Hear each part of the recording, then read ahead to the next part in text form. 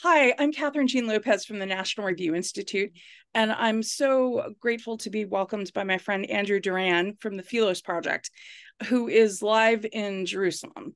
Andrew, I know some of the answers to this question, but maybe talk about why you're in Jerusalem. We were in Jerusalem together just in February, and you're there for a similar reason. Yes, we had a Philos Catholic trip that was very much like the one you participated in earlier this year with about 20 to 25 journalists, scholars, professors, former and likely future public officials, policymakers, and we had to cancel it, of course. I came a little bit early because um, these days I spend as much time in Israel as I can. Really enjoy it here. It's fascinating to me for a whole slew of reasons we can get into, I think, later. Um, and so I arrived about 10 days before the terrorist attacks on October 7th, a little over a week, I guess, before, and was in Jerusalem almost all of that time. So Jerusalem, um, well, I guess I should back up. The Philos Project brings a number of groups here. We're an organization that does a lot of positive engagement in the Near East with a particularly strong presence in the Holy Land. So we do, I guess you could call it relational diplomacy on the ground with um, Muslim, Jewish, Christian communities, both in Israel and in the West Bank. We've done um, we've done work to help Christians in places like Gaza. We do work advocating for Armenia, really the only Christian majority country in this part of the world. Um, we've taken groups to meet with the families of the Coptic martyrs Right. in Egypt. So this is the kind of work that we do, and yeah, so this is why I was here. My own background is a mix of military, State Department, nonprofit, freelance journalism, and nonprofit work with the Philos for the last couple of years, working on Philos Catholic, but also as a senior research fellow. So I was here for most of the summer in the old city, and but I've been in West Jerusalem the better part of the last 2 weeks. And I should say about the Philos project, just based on my experience, I know I've seen a couple of things on social media, maybe suggesting that you're kind of like in propaganda outfit for Israel. But I know in my experience, that's not the case. The idea, when I went on your trip earlier this year, it was a combination of, because you had a group of Catholics, and you and I are both Catholic, who you wanted to give a pilgrimage experience and an ecumenical educational experience. And so I thought it was very balanced in terms of, it was very balanced. Obviously, with a particular concern to educate about Israel and the particular facts on the ground, which unfortunately is a really timely education right now. The other thing, I mentioned to you, I had friends who were on pilgrimage, and wound up stuck in Jerusalem for a number of days, just got back to Washington. Jerusalem is relatively safe, which Yeah, I don't think people who have never been to Israel understand. Obviously it's not the safest place in the world, but if you're in the region, that is, you've explained, and the others have explained to me, you don't actually feel like you're about to die in the way that these poor people who were at the music concert were, or people on the Gaza Strip or other places may feel, even Tel Aviv. yeah, yeah. That's right. Looking at Port Tel Aviv, I haven't been this trip. A lot of friends there. I'm staying in touch with friends in the north, um, and you know, we've heard a few. It's been a couple of days, I think, since we even had an air raid siren go off. Mm. Uh, I've, um, just in the percussions that follow. It's something compared to Tel Aviv, which is getting pounded in the central parts of the country. We almost feel guilty that you feel so safe here in Jerusalem. And of course, the South is awful. I did go 2 days ago with a friend of mine who's retired from the IDF. He wanted to deliver um, some supplies, batteries, food, some other things to his old unit, the Jerusalem Brigade, in the Israeli Defense Forces. And so I wanted to go along to be part of that. And so we just got a few kilometers away from Gaza, saw the troops and the reservists all along the road. You could see these cars where the reservists who'd been called up had simply parked their cars and run into their base when they were called up on Saturday. And so they left without packing toothbrushes, toiletries, clothes. And so the Israeli people have been rallying and donating and bringing all of these things to soldiers at the bases, and things you wouldn't see in the American military, things that you wouldn't see with parents driving up to a base or friends driving up to a base. And yeah, it's a very special place. It's like a very large community, the country. Right. And so it experienced what happened Saturday as a trauma. So you look around the streets and there are no, with the exception of, ultra Orthodox and the elderly and young kids, there are no men out. I've had a couple of people glare at me, I think on the street, like, why aren't you called up? Why aren't you with your unit? Yeah, so you really do, you notice that on the street, but the men are doing the fighting, and they're training, and they're getting ready for, I think, what's going to be a prolonged war. I mean, you call female friends over the last several days, colleagues, you hear them crying, So there's a real mourning that's going on. This is very deeply felt. And you and I were talking before we got on that this is something that we don't always know, not being Jewish, we don't always know how to say, my God, I'm sorry. This was so clearly an attack, not just against Israel, but against the Jewish people. Right. I think Saturday really showed anti-Zionism is anti-Semitism. Now we understand, we've seen it. So it does mean a great deal, just a few words of compassion. Yeah, I was sharing to you as you alluded to, just being on Amtrak yesterday and seeing a man in a kippah and thinking I should say something to him, and I didn't in the end, and I regret it, because I've had so many Jewish friends say, yeah, just you saying a word is, even in the United States, because so many people not only have friends and relatives who have been called up, who are on the front lines, but as you say, this is an attack on all Jewish people, not just Israel. And I have seen some younger people say on social media and elsewhere, I never really understood anti-Semitism until this week. And I hate that something had to happen for people to realize that. But and you can talk about this to the extent you want to, but we were talking offline too about a conference you put together, you helped put together a number of years ago, where there were people who didn't quite get that that there's this balance, right? Like, Israel's government isn't perfect, and yet Israel is the protection of the Jewish people. And so there's like this diplomatic balance, but you cannot forget the second part, right? So even if the Israeli government is not perfect, we need to defend Israel, and you don't have to be like the perfect Zionist. You just have to be a human being, right? Right. Yeah, exactly. And it's telling, I think, that we demand perfection of the Israeli government. To be fair, Americans have a tendency to demand perfection of their own government, and that's something. Although we sure don't have it. And we sure don't. Yeah, we certainly don't have it. And the conference was in 2014, the In Defense of Christians conference, bringing together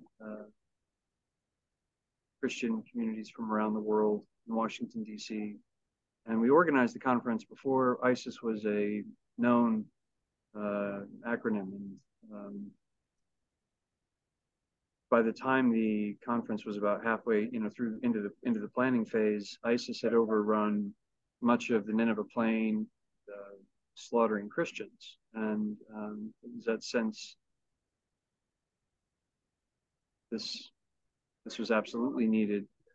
And several months ago, as you know, you're going to be participating. The Philos Project and Franciscan University organized a conference on Catholicism and combating anti-Semitism. Now, this October is a lot of anniversaries. This October is the 5-year anniversary of the Tree of Life shooting in Pittsburgh. It's the anniversary of the document Nostra Aetate from Vatican II, which really began a re-examination of the relationship between the Catholic Church and the Jewish people. And it's also the 40th anniversary on October 23rd of the Marine Corps barracks bombing by Hezbollah in 1983, killing 241 servicemen and 220 of whom were Marines. Actually, did a lengthy interview with the series of interviews with the Marine Corps barracks commander, Lieutenant Colonel Larry Gerlach, at his home with his wife and with his family. Truly heroic man. He's in a wheelchair. He somehow survived that blast, and so I tell his story in a piece that's coming out next week. Okay. It's with a rival, so I won't mention that. No, here. It's okay. Where is it? It's going to be the print edition of the American Conservative. Okay.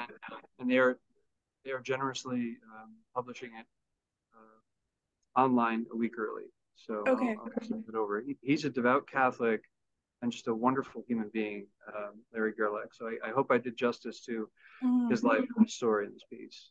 But that anniversary is coming up, and he said something interesting. He said, "I think that we were the beachhead, and nobody really saw what was coming, and we didn't respond." And it's telling that we have a carrier group, we have Americans slaughtered, we have Americans held hostage in Gaza, in the Eastern Mediterranean, 40 years to the month later, and we have our fleet nearby, and things are going to get very intense in the north. I would say I think if Hezbollah were going to attack, they would have done it Saturday. They've lost the element of surprise. Israel is mobilized. That's not to say that a wider war isn't possible, but my gut tells me that these savages coming out of Gaza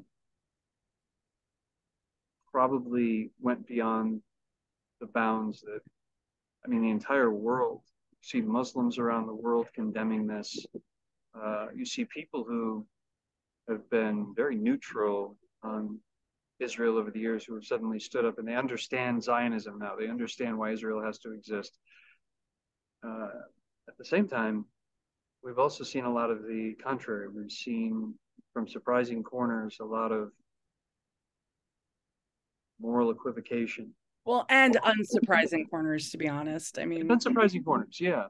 Yeah, we knew some of this about Harvard and other places, but it's still shocking. It really is shocking. Shock us, it would be a problem. Yeah, if there isn't, if beheading babies isn't going to. Well, even the White House made a clarification after the president said that there were babies beheaded. What are we doing? Yeah, it's really quite shocking, and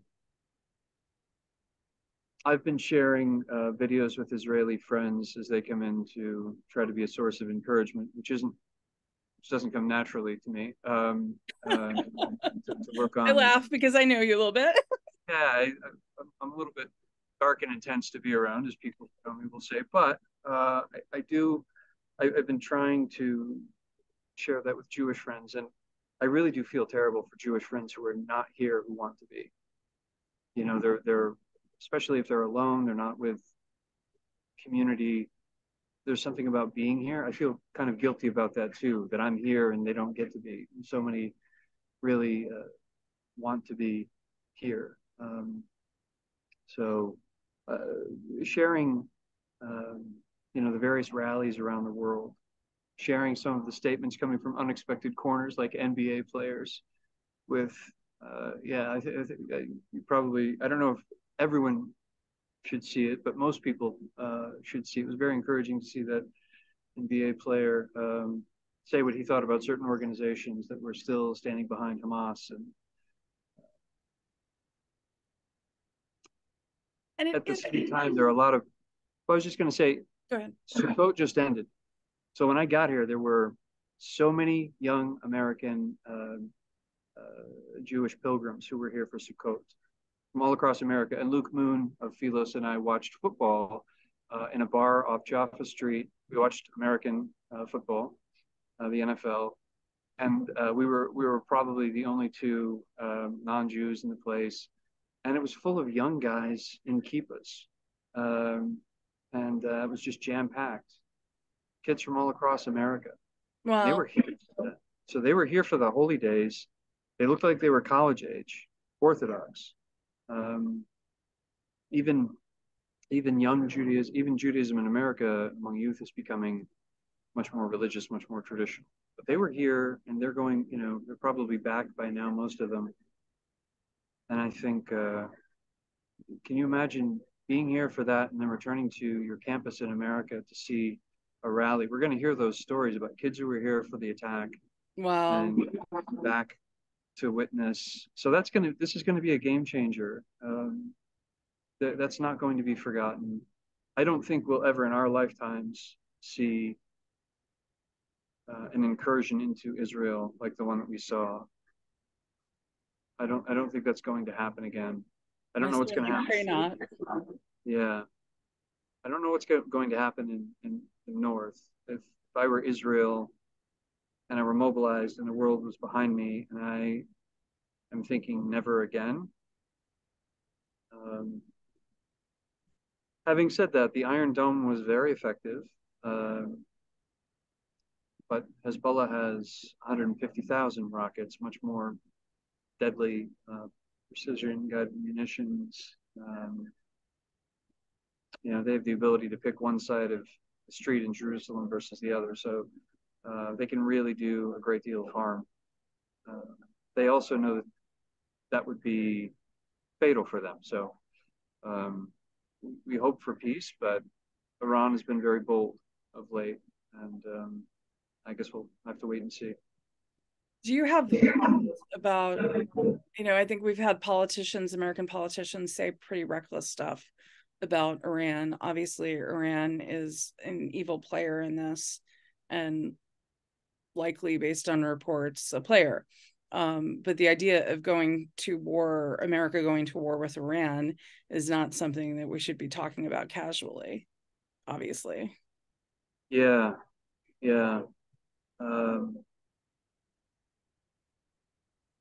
I don't think there's an easy right. There's not an easy victory to be had there in a war against Iran. Now, a war against Hamas is another story. A war against Hamas is another story. And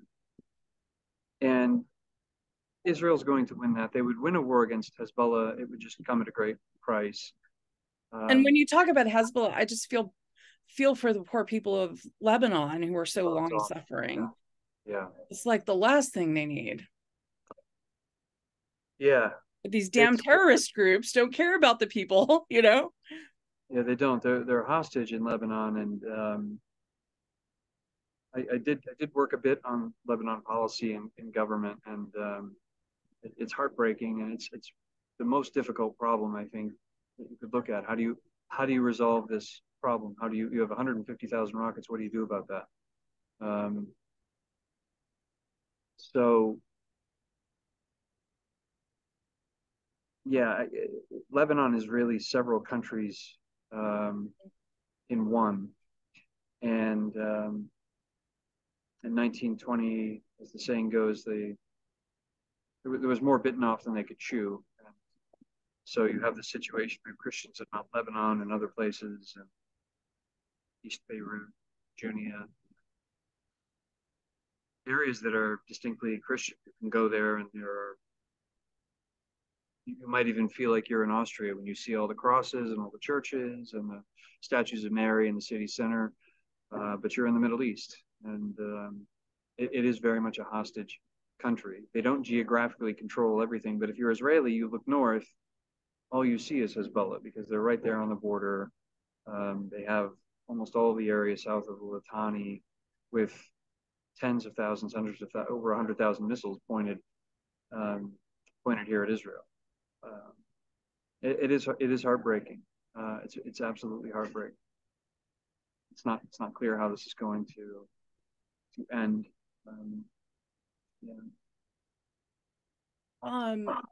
I was watching an interview from a Fox News reporter who talked about going into one of these kibbutzes that was attacked and actually seeing the dead bodies and the beheaded babies.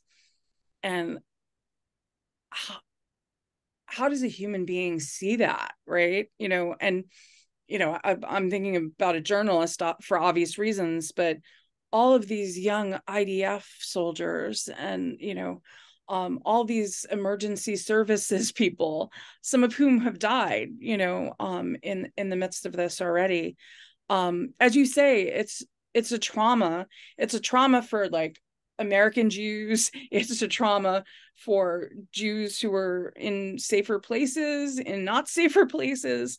But then it's a whole nother level if you actually have to see it and deal with it. And there are people, burying the bodies. And it really, our friend Robert Nicholson from the Philos Project said earlier this week, like, we can't forget these early images, right? Because there's going to be a brutal war, but it started not because Israel wanted to go to war with anybody, right?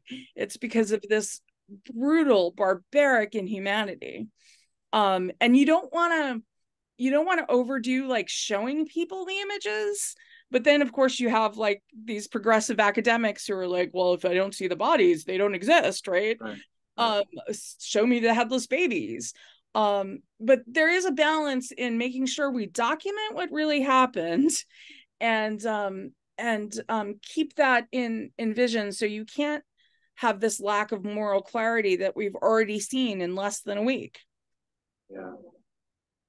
Yeah, I texted family, friends, colleagues. I think you were on one of those threads, maybe Saturday morning, and I said, do not look at the videos and the images.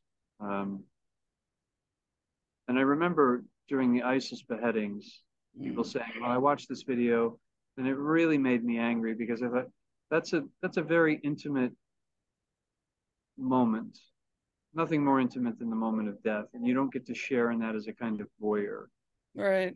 And I wouldn't, unless you're working on that as a professional in counterterrorism or forensics or who knows what, or you're a family member, they have a right to be there in those moments. I would urge them not to, but they have a right to.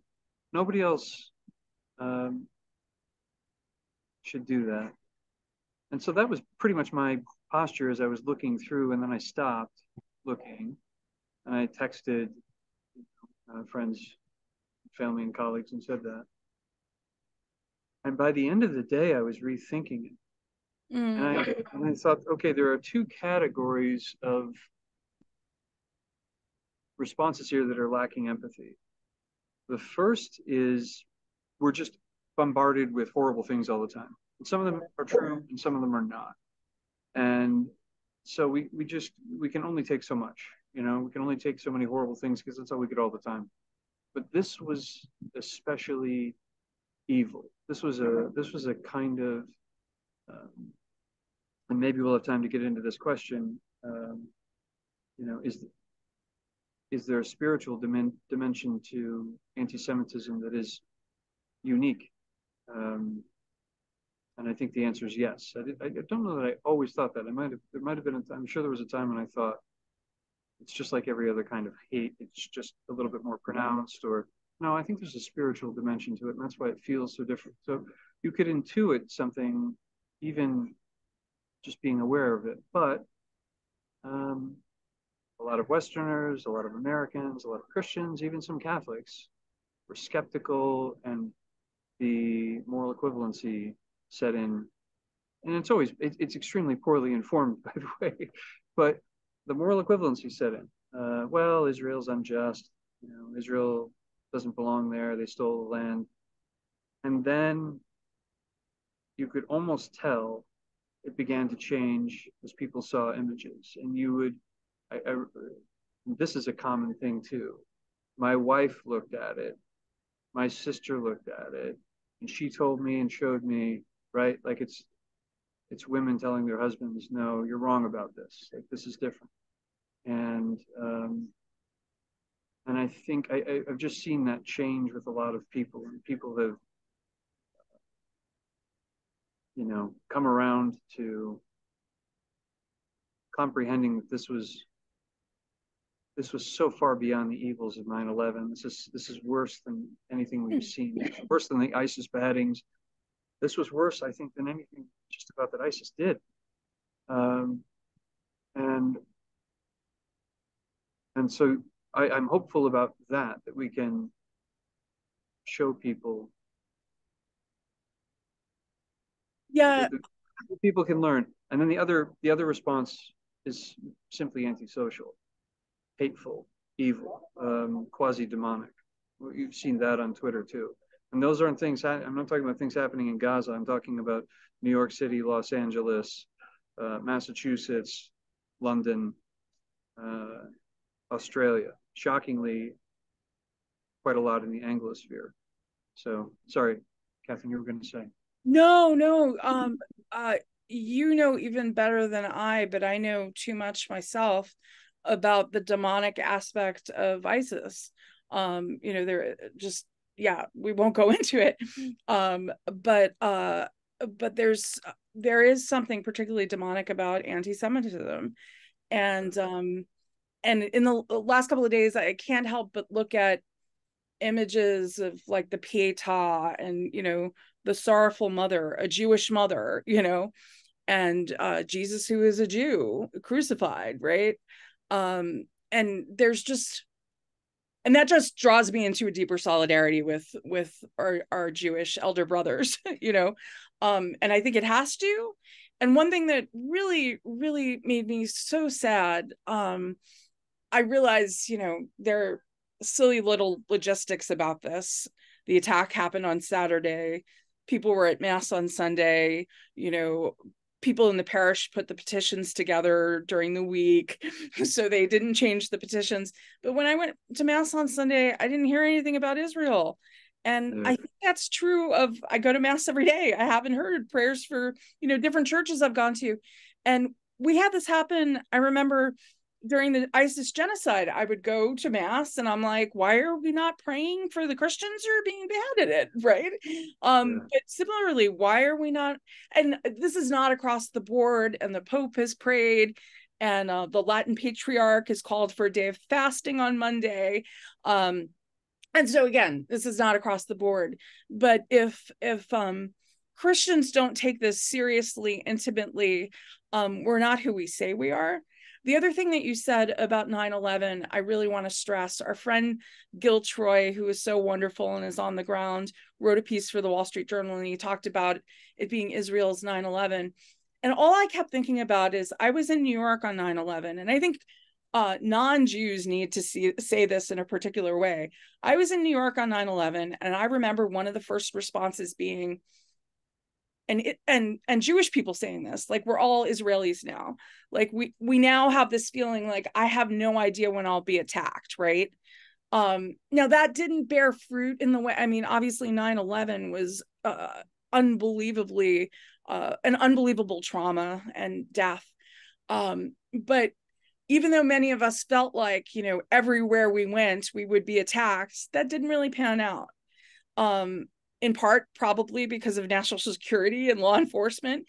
But the fact of the matter is, if you live in Israel and the Middle East, particularly if you're Jewish, that is always a reality. I remember in February, there were some skirmishes before we went to the Middle East, and a bunch of us Americans went to Robert and you and said, this would be stupid to go, right? And you kind of explained to us some of what we were talking about before. Like we didn't go real south, as I recall. Yeah. You were very careful about where you took us, because the reality is this could happen at any moment because people hate Jews and hate the existence of Israel. And so those comparisons to 9/11, I think Americans are delusional if they think that the reality on the ground in Israel is 9/11. Yeah, for a couple of days, for a couple of months, for a couple of years, yeah, okay, we felt that. But it's a different reality to be in Israel. Yeah, and I think um, the thing that's very shocking and very personal about it, this isn't verified yet, but there are some reports that were coming out today that some of the attackers knew those whom they killed. They had come as workers back and forth, um, and and I only bring that up to say, 20%. Most Americans don't know 20% of Israel's population um, are Palestinian, Arab Muslims, um, small number of Arab Christians, but um, that there aren't, of course, any Jews living in Gaza or living beyond settlements in the West Bank. But here you have Jewish and Christian communities mixing. And I should say that there are exceptions in the West Bank, but Israel has decided we are going to be a pluralistic country, and this is one of those things that gets overlooked. I mean, you don't see those Palestinian citizens saying, "Hey, I want to go live in Gaza. I want to go live in the West Bank." And where are the Arab countries saying, "You're welcome you're welcome to move here"? No one will take Palestinian refugees, but the Jewish state has made 20% equal citizens, and they're doing much better here than they're doing elsewhere. So um, I think a lot of these narratives go unexamined. And yeah, you and I were here, and just to go back to what you said at the beginning, I thank you for that. It's something at the Philos Project that we pride ourselves on, listening to all sides. And we have friends in the West Bank, Palestinian, Christian, Druze friends here, not only Jewish friends, and it is intensely complicated. And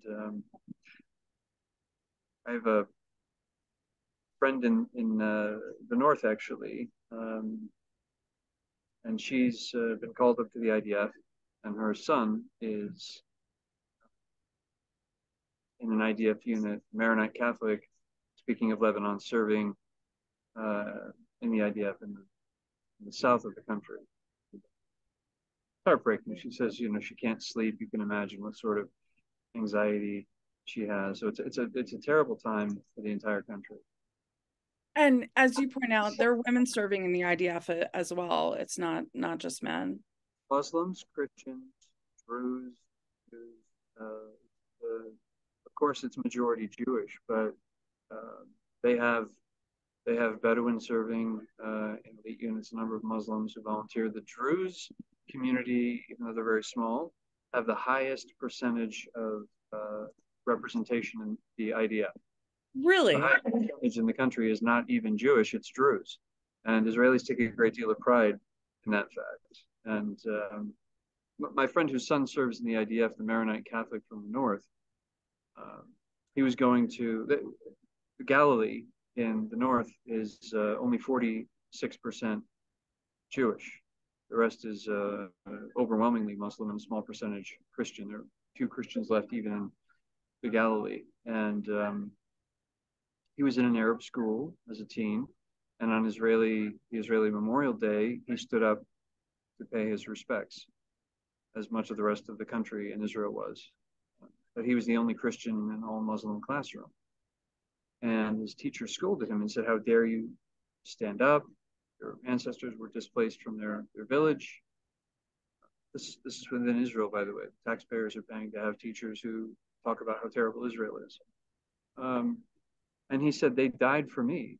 Those soldiers died for me. And he was expelled from school for 3 days. So he went to school on a kibbutz where he, as his mother would explain, he learned about all three Abrahamic religions who live in this land, and he learned Hebrew fluently. And he's a deeply patriotic young man who serves as a Christian and as a Catholic in the IDF. These are the sorts of stories that this is Israel, and these are the things that it's very difficult to know if you don't know Israel. If you don't spend some time here, if you don't come, although there are people who come, don't have that experience. A number of people come on the ideological tour. Israel is evil, and they go to all the people who tell you how Israel is evil, and you never hear the other side. That I hope will begin to change after this. Well, I also, you mentioned the pluralism. I remember we had an off the record conversation with a Christian leader, and I asked him about, kind of pushed, you are in the Middle East, is there persecution? And he really did testify to the pluralism in Israel, and any Christian pilgrim can see. And one of the most beautiful things to me about Jerusalem is I remember being in the hotel the morning I got there in February, and I was tired, and I thought we were right outside the old city. And I thought, oh, maybe I'll wait till tomorrow to go to the Church of the Holy Sepulchre. And I heard the minaret, the call to prayer. And I thought, no, it's time to pray. And you go to Jerusalem early in the morning at the old city, and it's Jews and Muslims and Christians who are going to pray. And it's like the most peaceful thing in the world, I think, to see all these people going to pray who have different faiths, but also have unity in Abraham, right?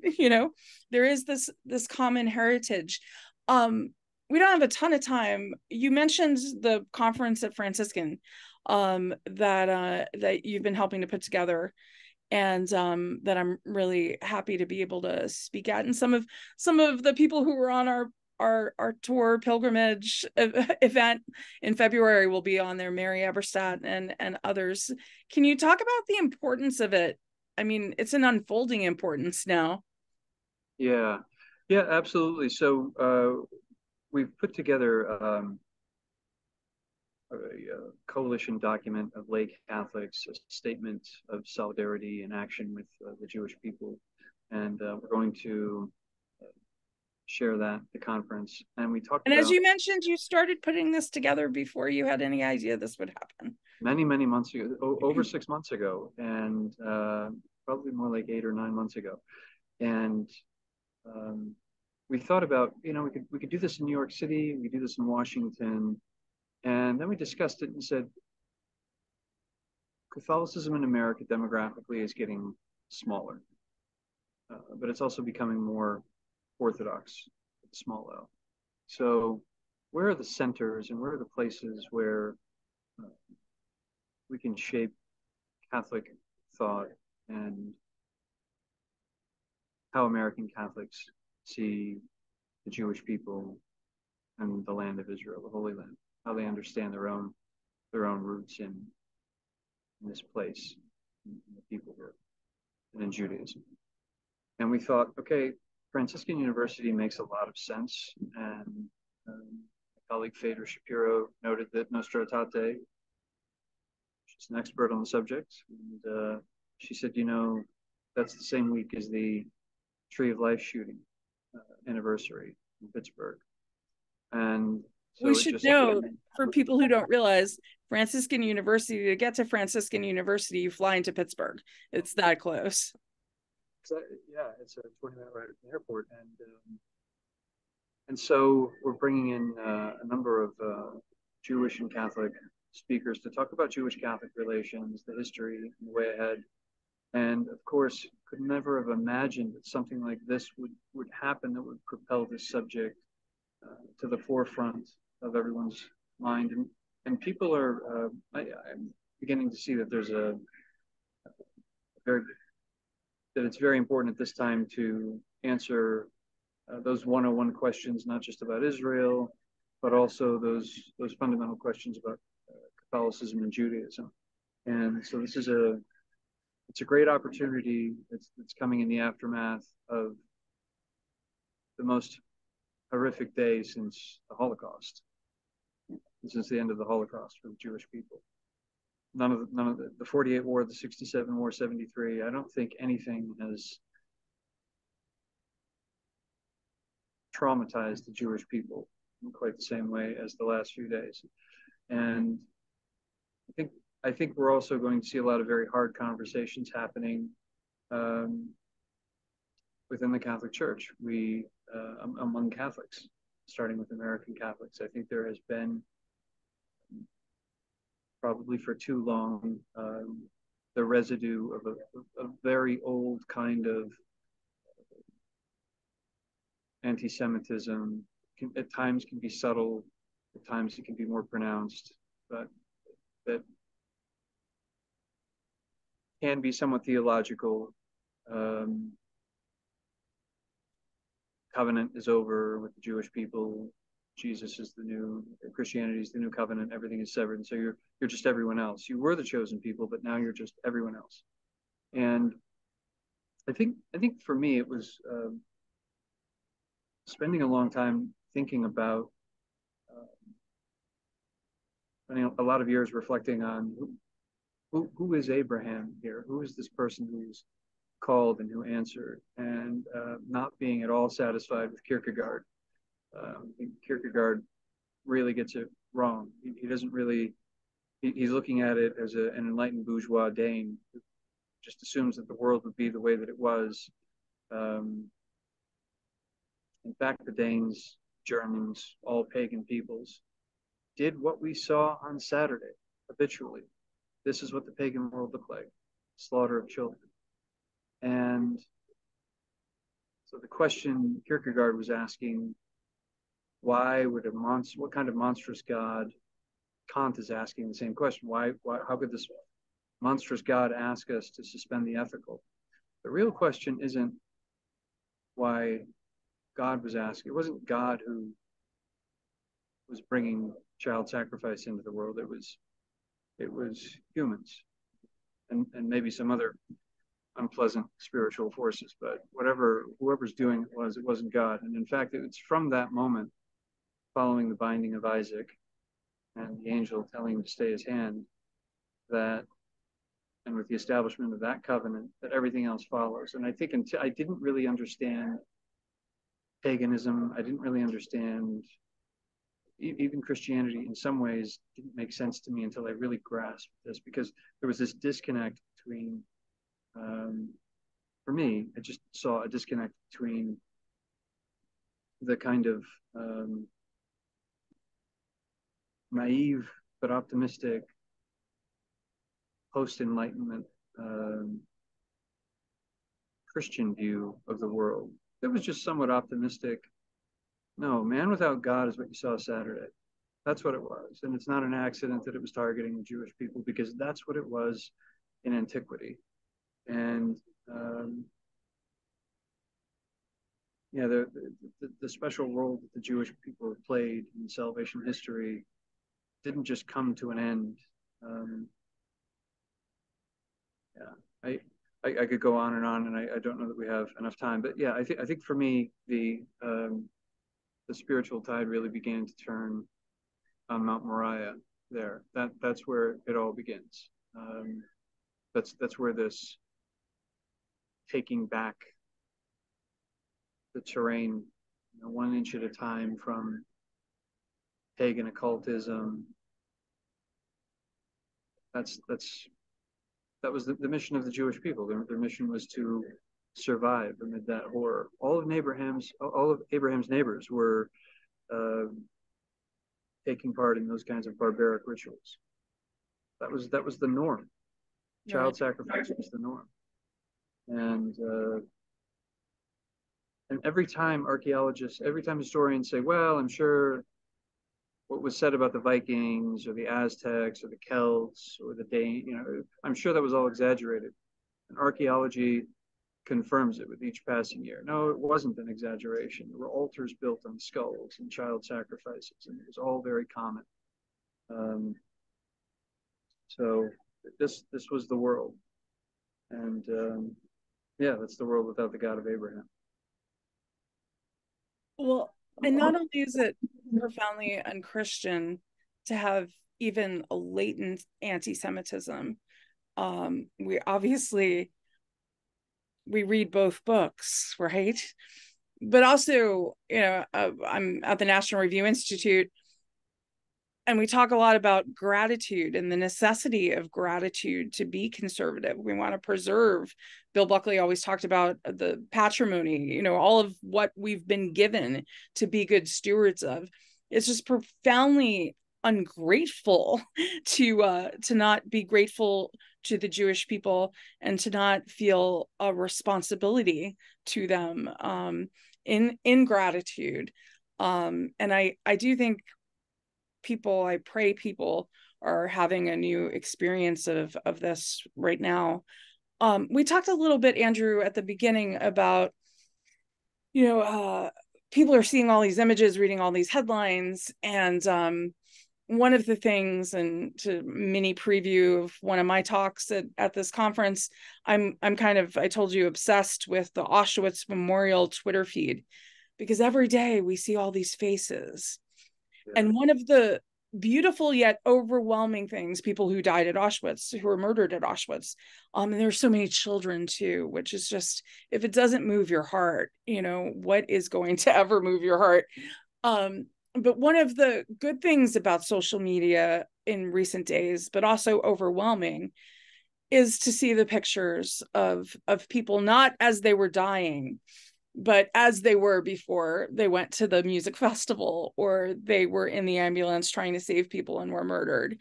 And at some point there will be the equivalent, I imagine, of the Auschwitz Memorial Twitter feed, or for what's happened here. It is really super important, maybe especially for people who are not in Israel, to look at the human face. These are daughters and sisters and brothers and fathers and mothers and all the rest, and babies. And yeah, no, we don't have to see the beheaded baby. And I think you're totally right that it's such an intimate violence that it would be a mistake. Some people may need to, but yeah, if I it's a could see lack of that in limited. compassion, yeah. But I Sorry. also worry our culture is so violent as is, and people are so used to, I mean, I can't quite do it myself, but watching all these violent movies and stuff, and we can't make it into a movie. I mean, one of our things about American politics today is I do feel like it's this reality TV show we're all being entertained by, and we don't realize it has real world consequences, right?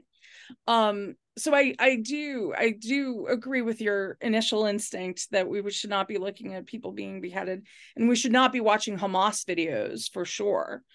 But I do take your point that sometimes some people may just need to see this actually is real. There's a danger, I think there's a danger into falling into like war porn though, watching too much of it, and being inoculated ultimately, or something else. And demoralized is what they want. The terrorists want you to become frightened and demoralized. That's the purpose of the war porn. So yeah, I really do agree. And you see some of the Israeli government tweets. They say, we debated whether or not to show this, and they've blurred some of it out. We just thought it was too important. And that's kind of how I feel, as I've thought about sharing with some people. I have Irish cousins I'm on a WhatsApp thread with, and the Irish are very pro-Palestinian, and I want to believe that that's not about anti-Semitism. That is rooted in a noble Christian tendency, which is to take the weaker side. I admire that. I like that. But that isn't what's driving the problems here. And to be perfectly candid, I don't think the Jewish people lack for compassion. or lack for virtue, or lack for kindness. See it every day here. So that's not the problem. And when I hear yes buts about what's happened, but I fear that I've cut you off again. So no, not at all. No, and I think it's really important that we can't be talking about this in terms of caricatures, and we have to realize, there are beautiful Palestinian people, but the political reality is Hamas, right? And so yeah, being clear that it's not as black and white as people would like it to be is important. Yeah, Hamas is going to kill people we know and like, people whom we call friends. Right. Yeah, no, the idea that Hamas wants to protect the Palestinian people is a lie. Yeah, they're going to kill the very Palestinian Christians and Muslims we would like to see as the leaders in a Palestinian state. And they a won't pluralistic exist. They won't live. Palestinian. Right. Yeah, Right. we'll be lucky to survive and get to Germany or America or wherever. Yeah. Right. And like we were saying earlier about Hezbollah likewise doesn't care about the Lebanese people. Right. They're purely ideological and evil. Yeah. So we should probably wrap up. I should let you go. I think it's getting dark maybe in Jerusalem. It's dark. Yeah. It's nice. It's okay.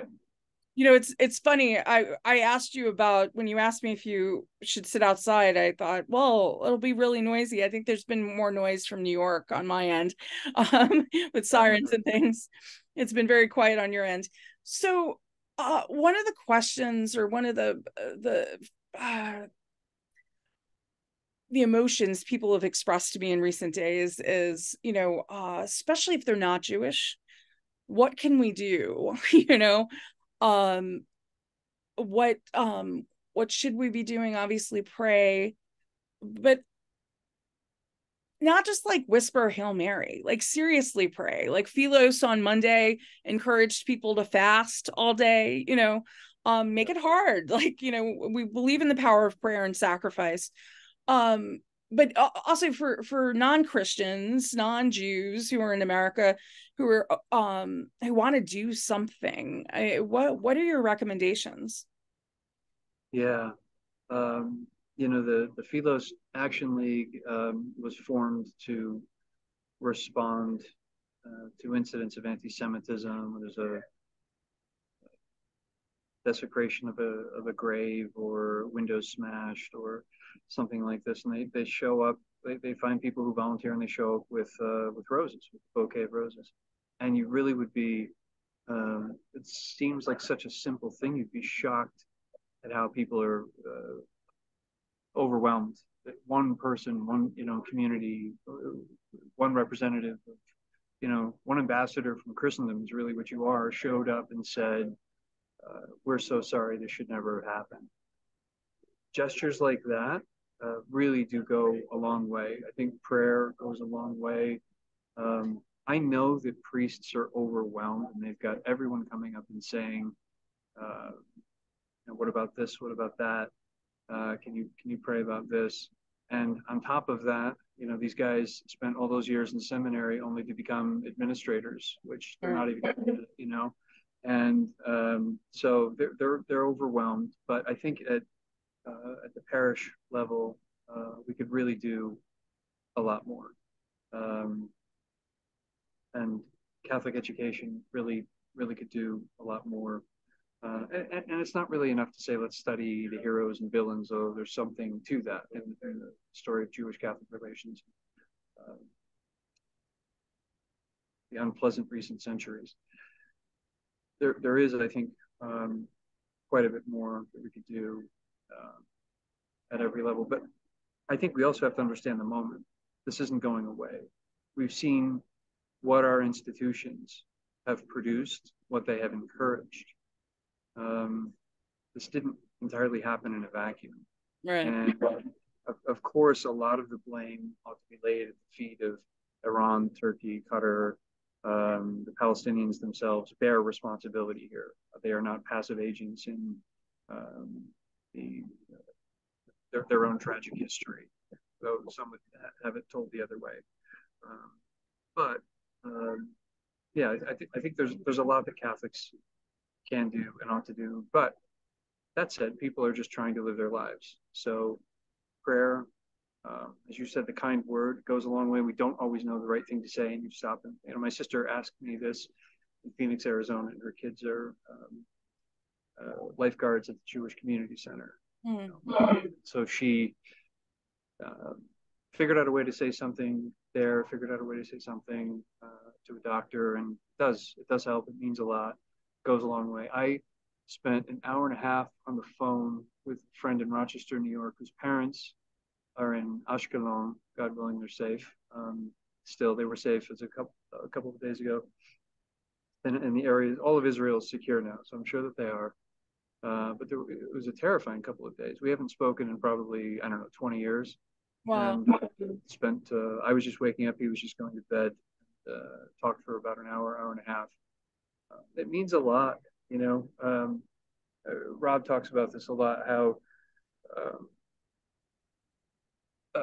you know, the Jewish people have low expectations for non-Jews, and but inside there really is this hope, you know, for peace, that they can get along. There's that hope that they can get along with their neighbors and live in peace. Having said that, that's the very thing that lulled them into vulnerability on Saturday morning, which is why, repeated all throughout Hebrew scripture and Jewish liturgy, is the phrase, do not forget what Amalek did to you coming out of Egypt.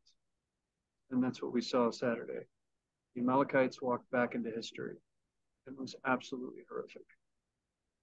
The Amalekites targeted the stragglers coming out of Egypt, women, children, the wounded, the infirm, the elderly.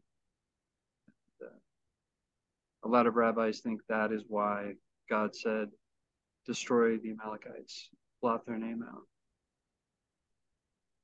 Same time, scripture says,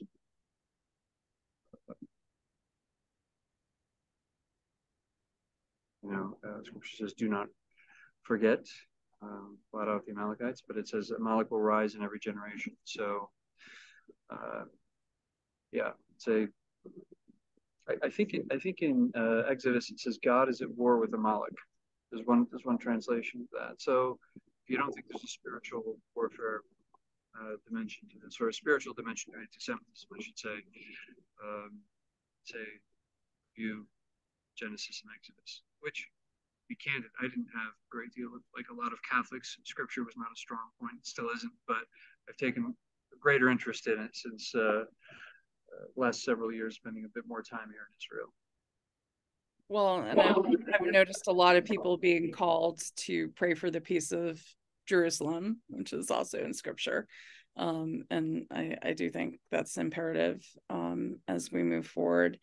Andrew, this is not going to be our last conversation in the coming weeks and months. And I thank you for your time, Andrew Doran from the Philos Project.